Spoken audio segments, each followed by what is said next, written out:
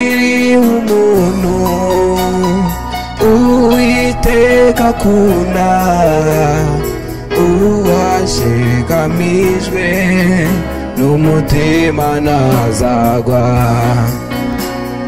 naho isi yavaho ijuru rikavaho azamuremera isi y'amasezerano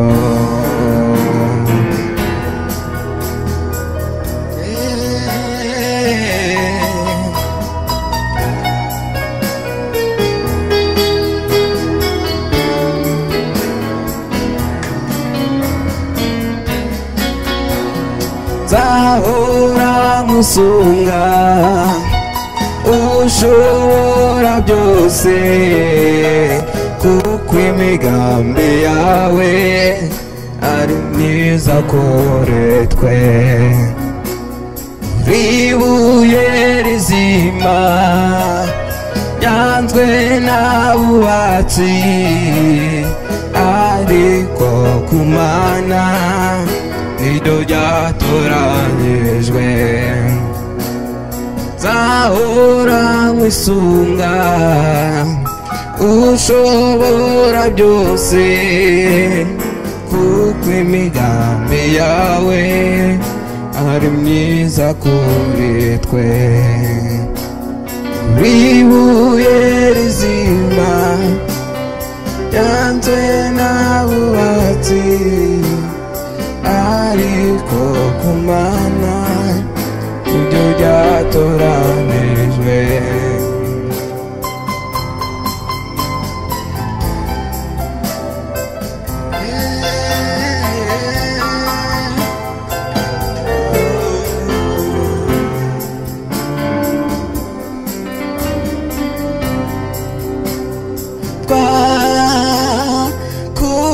Twakuvaho mwami tukajya handi kariho ufite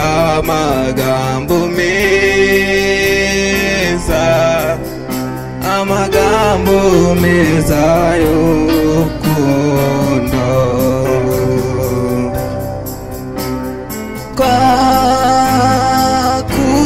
Twakuvaho mwami tukajya kandi kariho ufite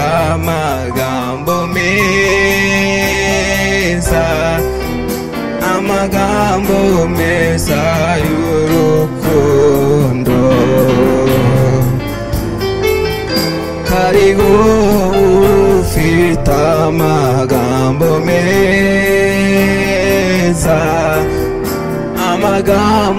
meza y'urukundo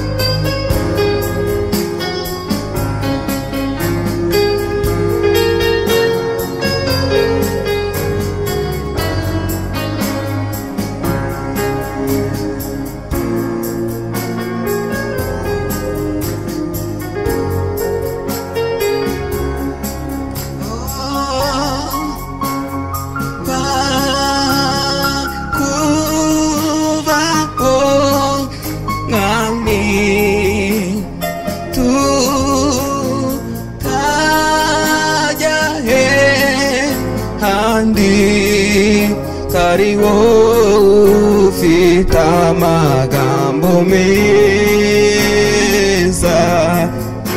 amagambo meza y'urukundo kariho ufite amagambo meza, amagambo meza y'urukundo.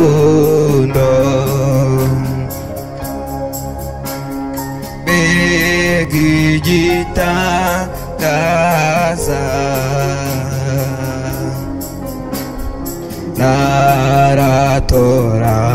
naratoranyijwe, nahawe umugabane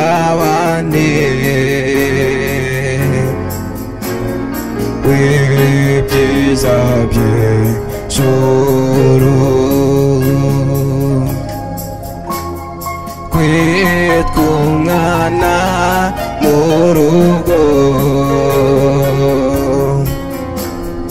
niryo zina yampaye.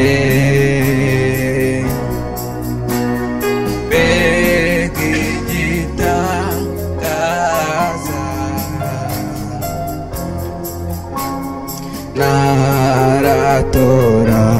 naratoranyijwe, nahawe umugabane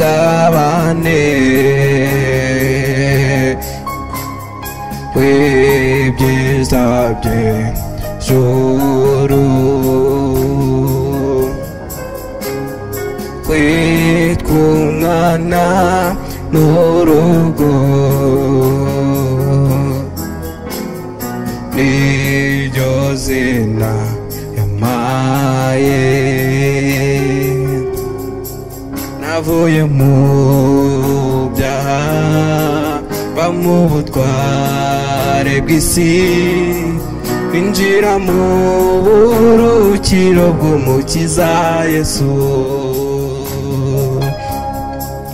Ubu ndashinganye, gendana amahoro, ubugingo bwanjye burinzwe n'uwabupfiriye. Navuye mu byaha, mva mu butware bw'isi, ninjira mu buruhukiro bw'umukiza Yesu.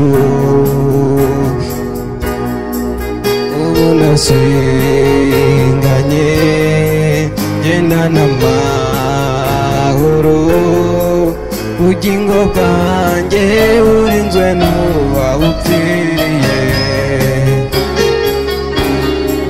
Ubugingo bwanjye burinzwe n'uwabupfiriye.